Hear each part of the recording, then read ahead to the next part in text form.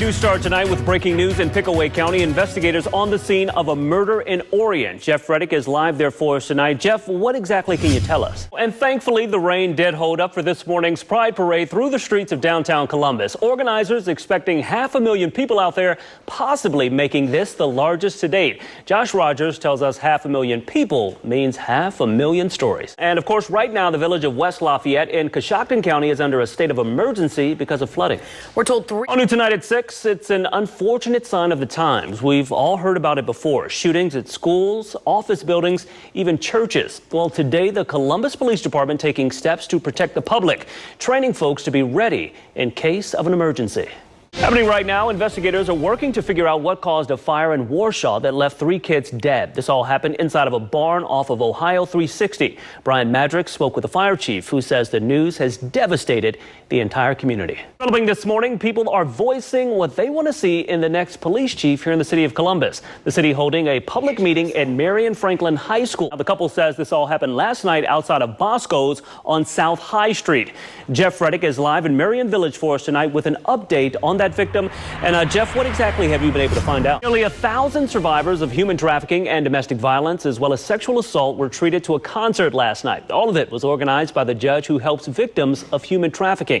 Brian Madrick has the full story. Columbus police have identified 3 of the 5 victims hurt in a drive-by shooting this morning outside of a motorcycle club in North Linden.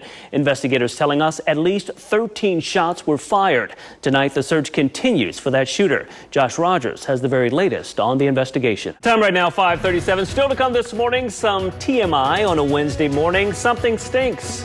And it's coming from the armpits of American adults. And we'll tell you why it's no accident.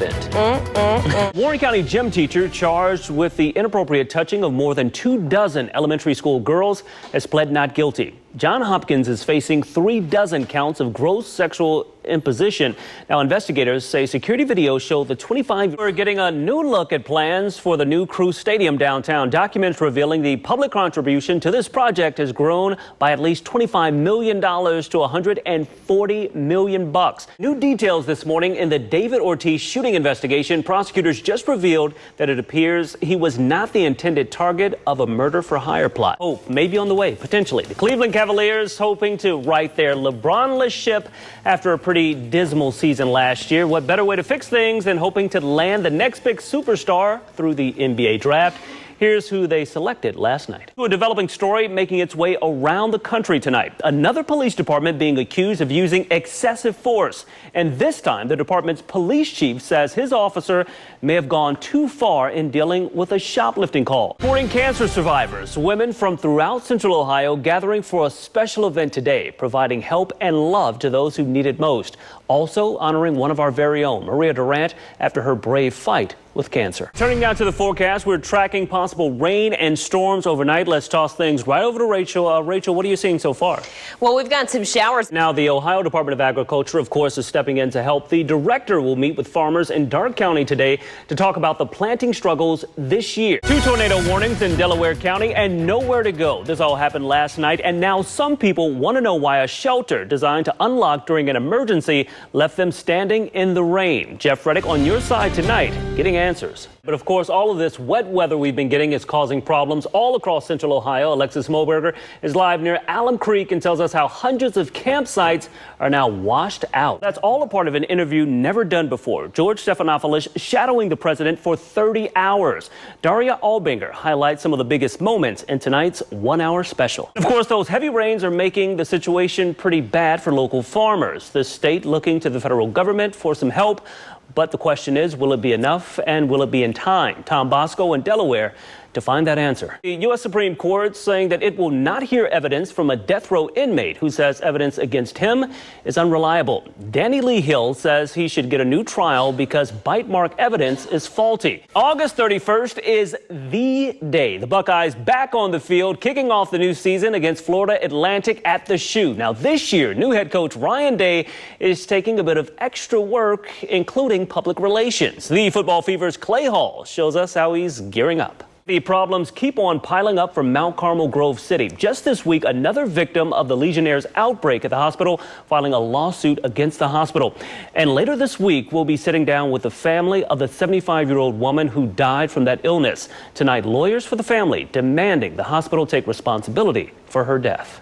Since January, we've been asking to speak with the hospital on camera to get answers to your questions. Today, yet again, hospital administrators told us no. Now, they've been leaning on written email statements, leaving many patients and visitors in the hospital in the dark. Given the history of Mount Carmel, recent history of Mount Carmel, you would expect that all the cards get laid wide open. Frustration. Attorney Matthew Wolf telling us that's the feeling for the family of 75-year-old Deanna Reeses. They're not being transparent and taking responsibility to say, and this was the cause of her death. Diagnosed with Legionnaire's disease she contracted at Mount Carmel Grove City on May 31st. By June 2nd, she was dead from the severe form of pneumonia. For weeks following this outbreak, 16 cases confirmed so far. We've demanded answers on camera from hospital administrators. With each call, the answer the same. This is Rodney Dunigan calling with Channel 6, trying to get some information. No one willing to sit with us and discuss the situation. Simply email responses. No administrators stepping up to answer questions directly. And now this, a second lawsuit filed, a visitor to the hospital who fell sick. Attorneys for the family say these folks should have been safe, and Mount Carmel has to answer for that. Maybe as time progresses, that will happen. And we did receive yet another email statement from Mount Carmel about 15 minutes ago. It says, in part, we are committed to doing what is right and fair for these families. We apologize to everyone who was affected by this. There is nothing more important to us than the safety of our patients. But tonight, attorneys for the families involved believe all of the information regarding this outbreak won't truly come to light until all of this plays out in court. Reporting live in the newsroom tonight, Rodney Dunigan, ABC 6 News. It takes your soul away. It takes your identity away. A life of pain and desperation. Felicia Snell spent years on the streets as a sex worker. I actually questioned God. Why me, God? Why do I have to live like this? Now serving as an advocate to pull women out. It's so empty and it's so dark. And it's like you feel like nobody really wants to come out and help you. But listen to this. As Central Ohio and many communities across the country work to fight against sex trafficking, lawmakers in New York State are actually considering a law that would make prostitution legal. To decriminalize sex trade work. If passed, it would be the first of its kind in the U.S. The legalization of prostitution. The idea sparking controversy, making headlines across the country. The Stop Violence in the Sex Trades Act. It would decriminalize prostitution. The idea to protect sex workers, giving them an avenue to report violence. That's not even possible because I was in a safer environment.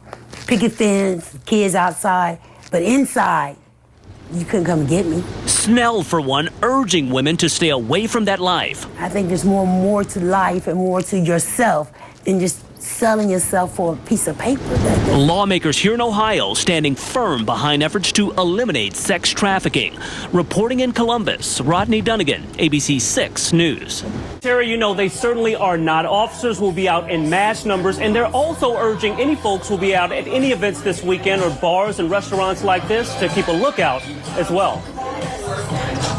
Preps for this year's Pride well underway. This is probably one of the biggest events that happen in Columbus, period. Hundreds of thousands set to flood downtown and the short north for a weekend of celebrations.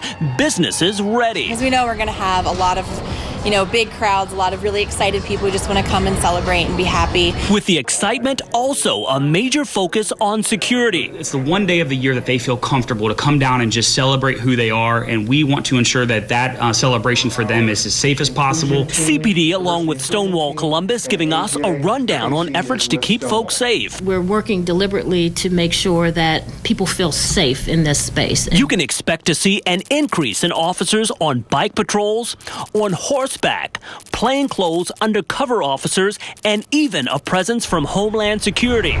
wonderful. We have a fantastic relationship with Columbus Police Department. We really love having them here just for that added security.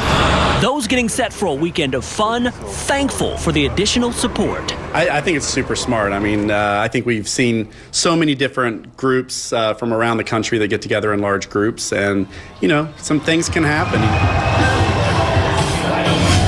And Columbus police officers tell us they are pretty confident that events surrounding Pride will be safe, and they aren't pretty stressed out about that. But again, they warn you to definitely be aware of your surroundings, and if you see something, say something. Reporting live tonight in the Short North, Rodney Dunigan, ABC 6.